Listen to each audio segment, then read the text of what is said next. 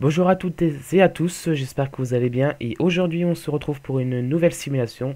Cette simulation s'intitule Simulation de l'éclipse de lune de 1999. Alors, qu'est-ce que c'est que ce bazar? Alors, vous avez sûrement déjà entendu parler ou peut-être déjà vu même cette fameuse éclipse de 1999 qui est parue partout dans le monde, je crois. Non, pas partout dans le monde, en Europe, en Afrique, en Amérique et après je ne sais plus.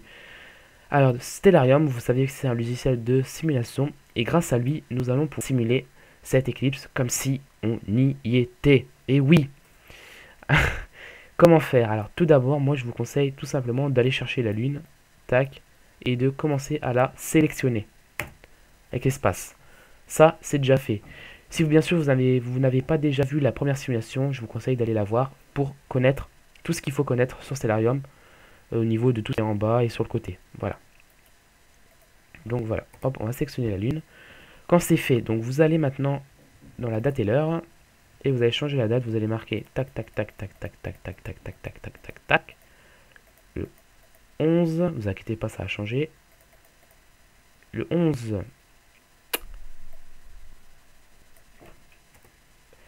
le 11 août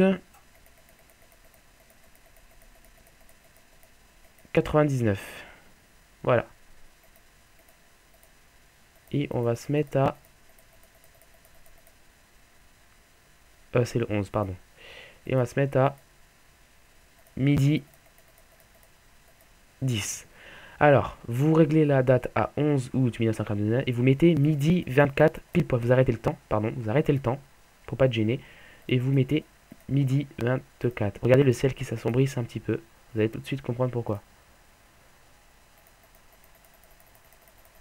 Voilà, midi 24. Et bien, regardez, qu'est-ce qui se passe? La lune et le soleil attendez, comment ça s'appelle déjà? Sont en harmonie. Oh, attention, je parle bien, sont en harmonie. Alors, pour voir mieux, vous faites un tout petit zoom. Un tout petit. Un zoom, quoi. Zoomer, zoomer, zoomer, zoomer, zoomer, zoomer. Et voilà, qu'est-ce qui se passe? Ben, euh, la lune est entièrement cachée par le soleil. Alors, euh, je pense que on peut faire beaucoup mieux. Ah, voilà. On va enlever l'atmosphère. Vous allez soit sur A, soit vous allez cliquer dessus. Vous allez enlever l'atmosphère. Et vous allez zoomer. Et voilà. Enfin, voilà. Vous avez l'éclipse de soleil.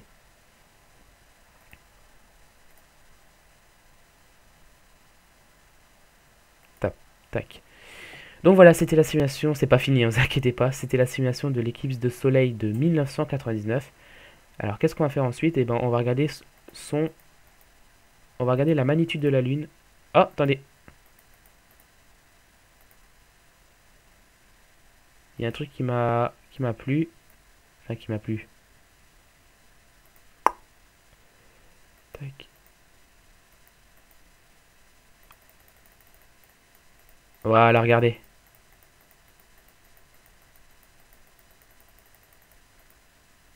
Voilà, donc vous mettez midi 23 et 44 secondes. Regardez-moi ça, c'est comme ça. Je sais pas si vous vous rappelez. Donc tout ce qui est... Regardez, vous voyez un peu cette...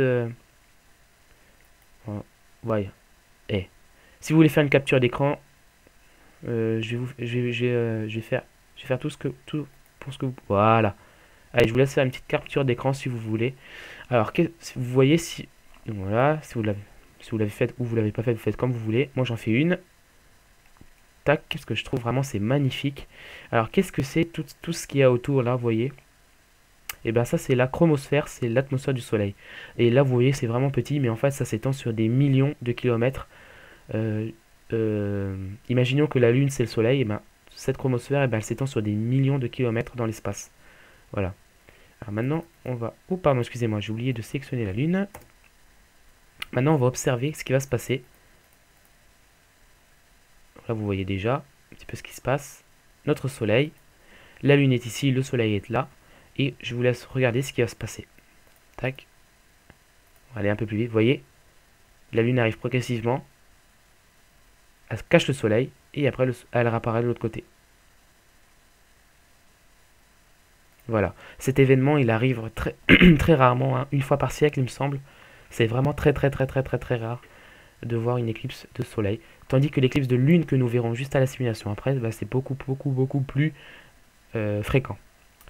Maintenant, vous allez regarder la magnitude de la lune. Alors la magnitude de la lune, c'est sa luminosité. Plus c'est vers les négatifs, donc moins l'infini, et plus la magnitude de la lune, plus sa luminosité elle est élevée.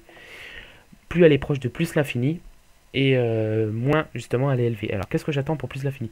Bah, dites-vous, on va faire une échelle de 20 jusqu'à 20, et sachant que et moins 20, donc 0 est au milieu, d'accord? Vous êtes d'accord avec moi pour l'instant? Très bien. Plus, plus la magnitude de la lune se rapproche de moins 20, et plus elle sera claire. Plus elle se rapproche de 20, et plus elle sera, bah, pas claire. Pas si ça se dit, mais plus elle sera moins lumineuse. Le soleil a une magnitude de moins 26,71, c'est-à-dire qu'il a une magnitude vraiment très élevée. C'est pour ça que le jour, vous ne voyez que lui, et pas les étoiles autour. Tandis que la lune, en pleine lune, elle est aux environs de moins 12 et des brouettes. Donc la lune est le deuxième astre le plus brillant du ciel nocturne, tout simplement à cause de sa proximité envers nous, et grâce aux rayons du soleil qu'elle reflète sur la Terre. Voilà. Alors regardez la magnitude de la lune, on va se mettre, tac, hop, on va reculer le temps un petit peu. Hop, voilà, regardez la magnitude de la lune, donc elle est de 5,18. Ça n'a pas de valeur, hein, la magnitude absolue, laissez tomber, la magnitude n'a pas de valeur. Pas comme, je sais pas, une distance en kilomètres ou en mètres, le temps en secondes, voilà. Ça n'a pas d'unité, voilà. Regardez bien cette magnitude. Regardez bien.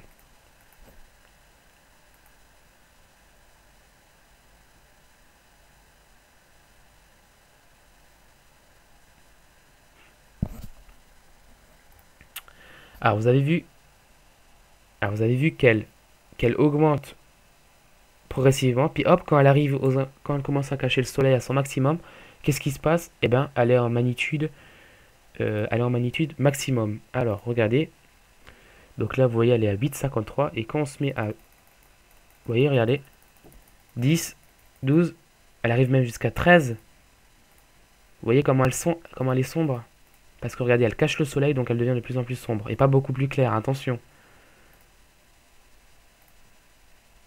Tac. 44, comme on avait prévu de le faire. Voilà. 18,88 de magnitude. Vous voyez comment elle est hyper sombre?